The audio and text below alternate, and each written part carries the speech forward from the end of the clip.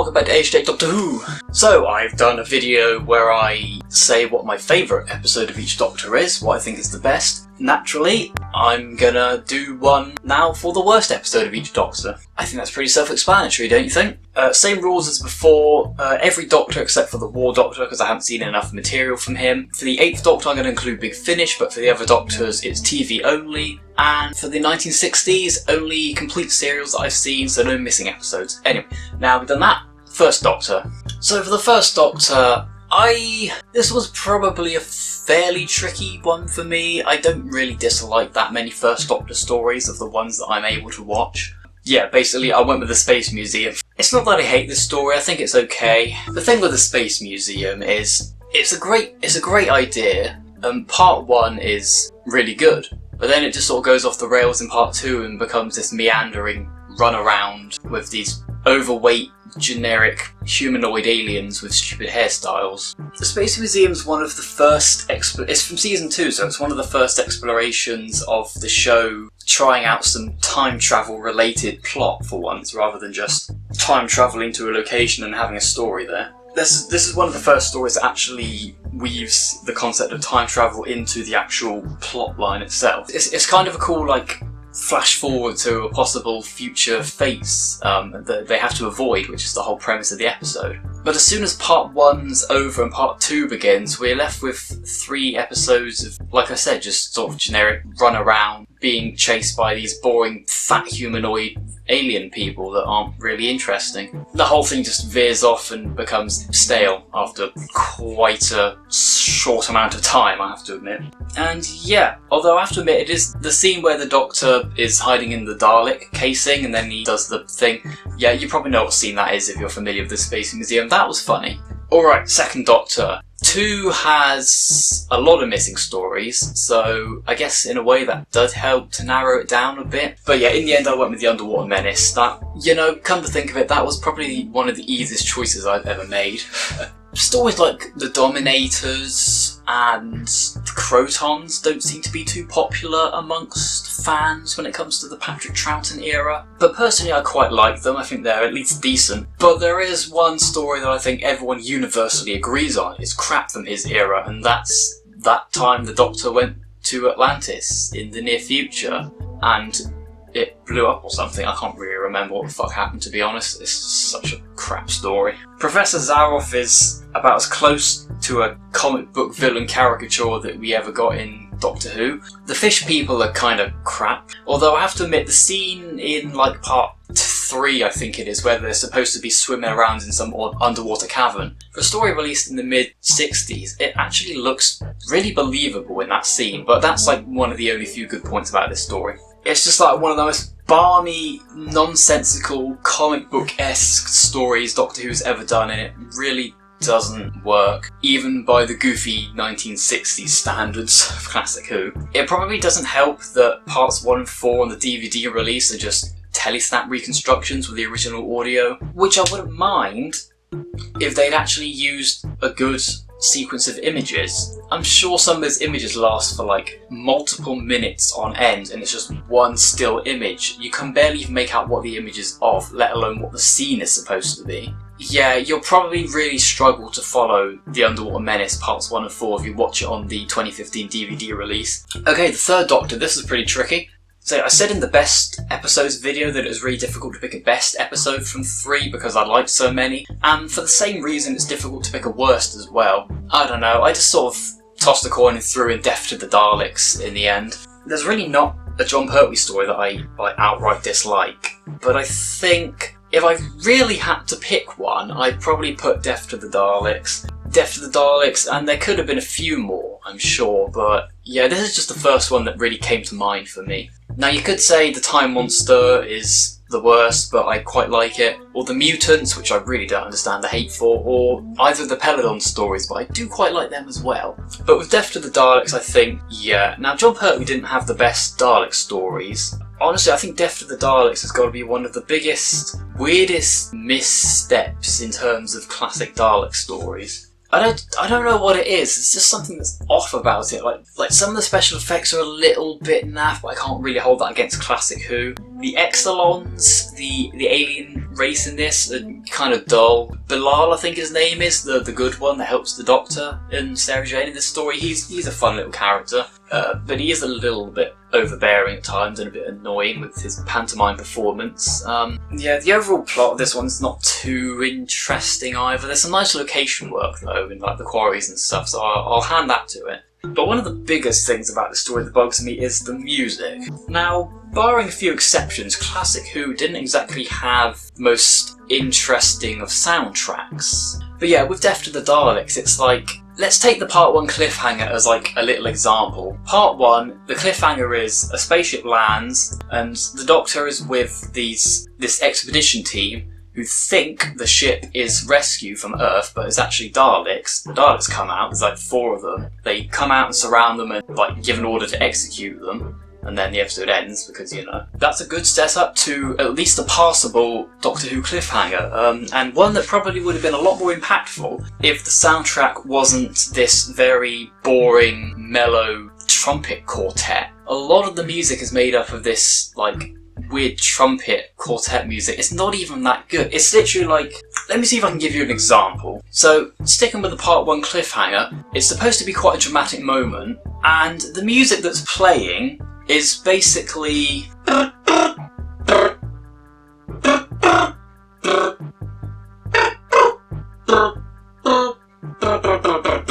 that's basically what it is. I don't know what the fuck that was. Yeah, there's a lot of things I'm not too keen on with Death to the Daleks. Death is probably my least favourite from Pertwee's era. Alright, the 4th Doctor. It's gotta be Underworld, honestly. Tom Baker. So many good stories. A lot of average ones that are still enjoyable, and his fair share of crap ones too. Underworld's kind of infamous for being one of the worst classic Who stories and one of the worst Tom Baker stories. There's just nothing really that exciting about it. I mean, alright, let's get the elephant in the room out of the way with first. Yes, like 60% of the scenes in this story take place on a terribly blue-screened cave background. This was 1977, and Doctor Who was basically trying to compete with Star Wars on like a 15th of the budget at best. And chroma key technology was still pretty much in its infancy at this point, so it was completely fucking stupid of the production team to try and do a Doctor Who story in 1977 on a budget of like £800 per episode and try and do over half the story on a blue screen, and the story really does suffer as a result. And on top of that, it's padded, it's really dull, the plot's not that I mean, when you boil it down, the basic plot of this ancient species who were oppressed by the Time Lords like thousands of millennia ago, them trying to find like a genetic storage bank for their race that was lost. Yeah, it's basically them trying to save their species. That's a really interesting idea, but they just fucked it up with this shitty episode. The villains aren't even that interesting, it's just your bog standard supercomputer on a crashed spaceship that's gone insane and these like silly people in dumb helmets worshipping them, and it's fucking stupid. The only positive I can give it is it's got Leela in it. Moving on. Alright, the 5th Doctor. This one, there were probably a few that I could have put, but I think the most obvious choice, and the one I'm going for, is Time Flight. Now, again, the premise of this story is also pretty interesting, but whoever thought it was a good idea to make the final story of season 19, which is normally the point where the budget runs out completely in a series, where not 1 but 2 Concorde aeroplanes are thrown back into the prehistoric era, and have the Master dress up as a racist space genie, and have him kidnap people to try and break in to a storage chamber containing the Gestel consciousness of an extinct advanced race to enslave or whatever the fuck he was doing, and put all this into a 4-part Doctor Who story, and make it work on a budget of like £2.50. Whoever came up with that idea should be fired 10 times over. This is the kind of episode you should be putting at least in the middle of a season when you've still got at least some kind of money to throw at it to make it believable. But no, the effects are laughable, no one can take the script seriously, which I think is pretty evident in some of the acting. You may have seen this clip before. For all, and and it's impossible not to notice Peter Davison trying his absolute hardest not to burst out laughing. How they left this clip in this scene in the episode and sent it out on broadcast, I think it just goes to show how done everyone was with this script by this point. No one could be fucking bothered to even try with this one. Even Peter Davison himself says it's the worst story he worked on. Yeah, Time Flight's pretty infamous too, but probably not as infamous as the episode I picked for the 6th Doctor in this video, which is the Twin Dilemma. You probably heard about it. I'm not going to go too much into detail on it, I don't think. Yeah, it's one of those stories that you can just Google and you'll find all you need to know about it within like 10 minutes. It's a terrible handling of the 6th Doctor, especially in his introduction story. The villain's not that interesting, the plot's not that interesting, and it kind of drags. The 2 children that are playing the twins that the story's supposed to be centred around are just awful. Yeah, the only real good thing I can say about this story is we get to see a lot of the 6th Doctor's costume, which is my favourite costume. Okay, the 7th Doctor. This is probably one of the easiest picks. His worst story for me just has to be Delta and the Bannerman. Now I know, season 24 is seen as one of the worst seasons, and the entire season overall is a massive pantomime. But at least Time of the Riley, Paradise Towers and Dragonfire were at least somewhat bearable. But Delta and the Bannerman is literally a pantomime. It's one step away from being officially classed as a pantomime production. The only thing it's missing is someone going, "Dr. Gavrock's behind you!" Oh no, he isn't. If they just had one line like that in the story, then it would have been a full-on pantomime. The performances, the pacing, the music, and it's just... I almost can't bear to rewatch it most times I go back to sit down and view it. That's how bad it is. There's some nice location work around Wales. No, that's all the good I have to say about this story. Okay, moving on to the 8th Doctor, so we're going to go into Big Finish again for this. Now, in the Best Episodes video for the 6th Doctor, I did a joint pick between Vengeance on Varos and Revelation of the Daleks for his best story.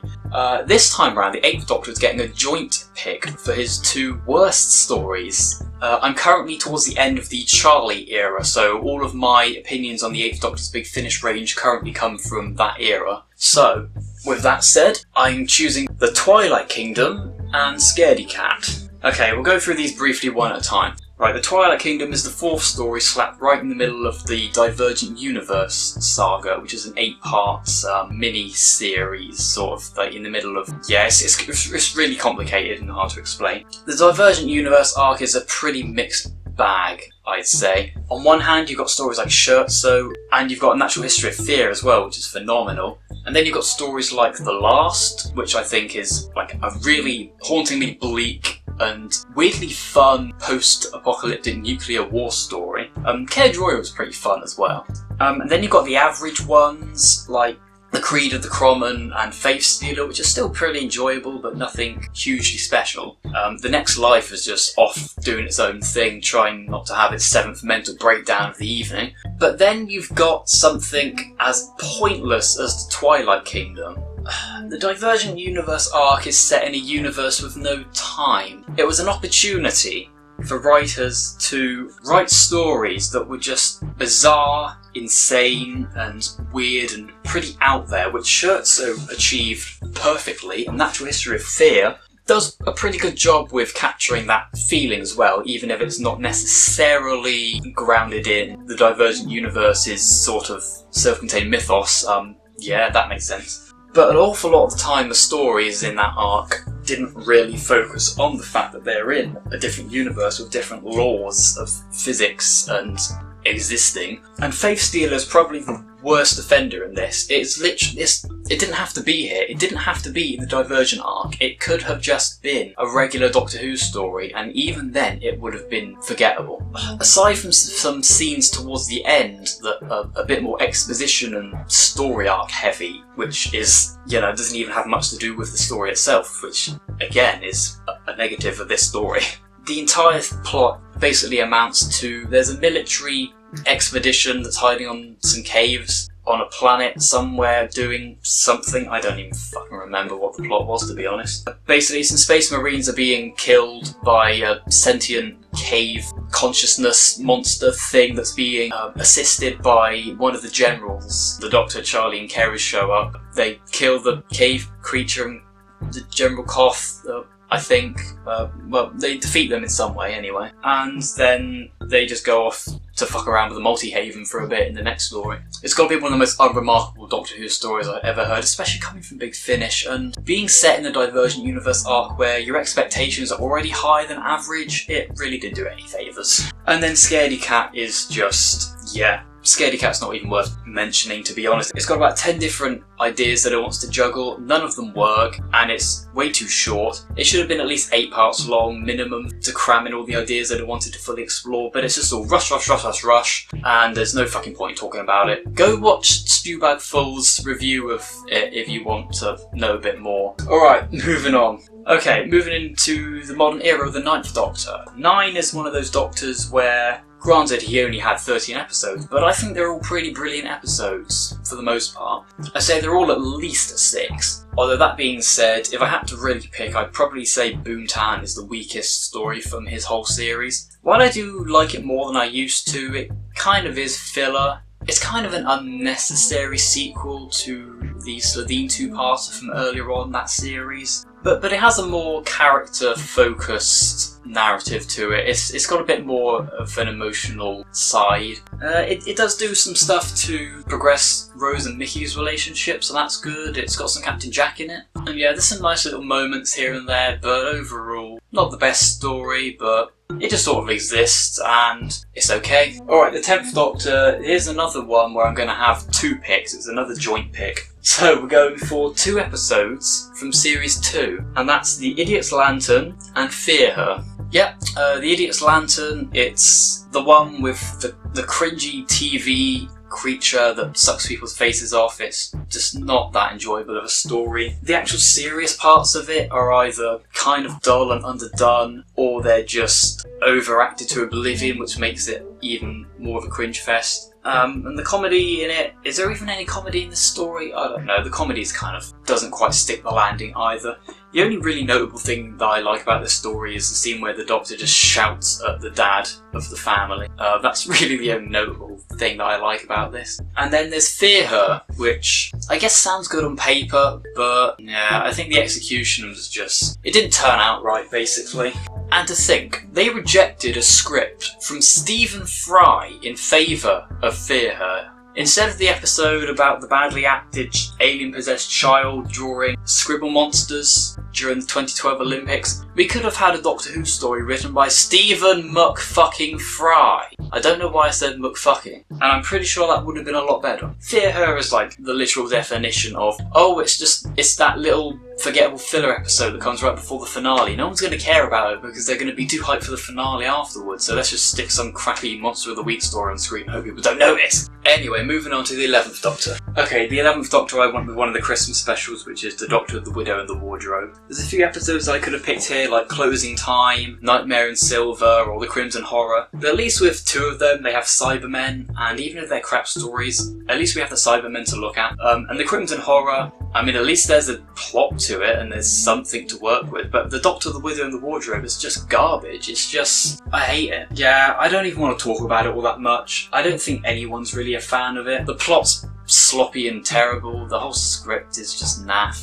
Yeah, this is another one of those episodes where I think everyone knows why it's crap, so I'm just gonna say it's bad and move on. Now, the 12th Doctor. Now, funnily enough, his worst story is also my least favourite Doctor Who episode ever made. And that includes all televised Doctor Who and all expanded media that I've ever consumed in my life. I am, of course, referring to... Can you guess which one it is? Comment below. I am, of course, referring to the Series 8 episode, In the Forest of the Night. What did you think I was going to say? What can I say about In the Forest of the Night? Oh yeah, it's garbage! I fucking hate it! It's the worst episode ever! Okay, let's remain calm, shall we? Of all the stories, why do I hate this one the most? There's a lot of reasons. I should probably do a whole video on this episode sometime. I've been meaning to do it for a while now. Alright, firstly, when I saw the trailer for this story back in 2014 and I saw that London had been taken over by a massive forest or a jungle or whatever, I got my hopes up and thought, perhaps they're doing a Krynoid story. which would be cool because Seeds of Doom is an awesome episode from the 4th Doctor era, and the Krynoids are a brilliant villain, and I'd like to see them come back. But no, there was no villain. The plot of this episode is non-existent. There's no point to any of what happens because there's no threat. The trees sprout up to protect Earth from a solar flare, and then they fuck off again without anyone remembering. Now that's a cool idea, but we do have at least 45 minutes of runtime to fill, guys. We need something to happen. Let's just have a really naff plot where people try and figure out what's happened. Let's have a tiger escape from the zoo and harass some annoying school kids, and we'll get to the fucking kids in this episode in just a moment. Let's have some people in hazmat suits try and burn a tree down, because that looks at least visually interesting for the trailer. Are we going to explain why this has happened? No, we're just going to have some little fluffy lights and some trees talking through the world's worst acted kid saying, "We are trees, we protect you." Now fuck off and watch the series finale. There is no plot. There is no plot in this episode. Any plot that there is could have been covered in 2 minutes. And oh my fucking god, the kids. I've seen this episode twice. Once when it came out, and then once like a year later when I got the Series 8 DVD box set and I did a full rewatch. I have not watched this episode in 6 years, but I still vividly remember how much I wanted to cut my own ears off and gouge out my eyes whenever these kids opened their fucking mouths in this episode. These kids are acted by the worst fucking so-called acting skills I've ever seen in a child on TV. And I even lowered my standards because child actors often aren't that great, but holy fuck. My standards of you were low, but holy fuck, they weren't this bad. I think I'm misquoting that meme, but who cares? All the kids are so bad, especially the main kid, the girl that's meant to be possessed by these trees. It's just like, I'm a badly written metaphor for mental illness. The fucking scene where she gets possessed by the trees at the end, it's cringy. I want to kill myself for seeing it. It's even worse than the pantomime of season 24. I swear that one of the kids is literally like when the girl goes missing, one of the kids literally looks into the camera and like, she's gonna die! I hate this episode. I hate this episode. I hate this episode. I hate this episode. I hate this episode. Okay guys, I'd love to do a full video dedicated just to talking about In the Forest of the Night. I think I will do that, but for now, I'm going to move on. What I'm trying to say is In the Forest of the Night is my least favourite 12th Doctor story. Moving on. Okay, so worst Doctor for 13. Obviously I said it a lot of times, I like 13's era more than most. I think a lot of the episodes are actually kind of decent if you're not too critical of them. But I think I'm going to go with Can You Hear Me? Now I narrowed this down to 4 episodes in the end, which was Arachnids in the UK, Battle of Ranskor of Kolos, Orphan 55, and Can You Hear Me, the one that I picked. Now Arachnids in the UK is a pretty shit episode. It's nothing really interesting, it's pretty bog standard, but I like seeing giant spiders, so it's kind of cool. And then Battle of Ranskor of Kolos is a really disappointing series finale, but I don't know, I just didn't find it to be the absolute worst. Orphan 55, I've given it a rewatch and I can see a lot of the issues people have levelled at it, and yeah, but I mean, at least I find the Dregs to be a cool monster design. But Can You Hear Me it needed at least 2 parts. It's actually pretty boring. This is one of the few times I actually agree with the boringness criticism of the Whittaker era. There's a fair few decent ideas, but none of them are really fleshed out because the runtime's too short. Like I said, it needed to be a 2-parter, I think. Yeah, there's just a lot of stuff that doesn't feel like it's really just doesn't work. I think they brought back the Eternals. I think that's what those 2 main villains were supposed to be in that story as well. But I think they were kind of mishandled. And yeah, the werewolf monster didn't really warm to that either. You know, if I had to sum up Can You Hear Me, I think really it's underdeveloped, and I think it needed a longer runtime to flesh out the ideas that it did have, so making it a 2-parter probably would have benefited it, really. So that was my picks for the worst episode of each Doctor's era. Did you enjoy? If so, leave a like and subscribe if you haven't already. Feel free to leave your own opinions in the comments, although please be respectful, don't be an ass, okay? I will see you all in the next video, and have a good day!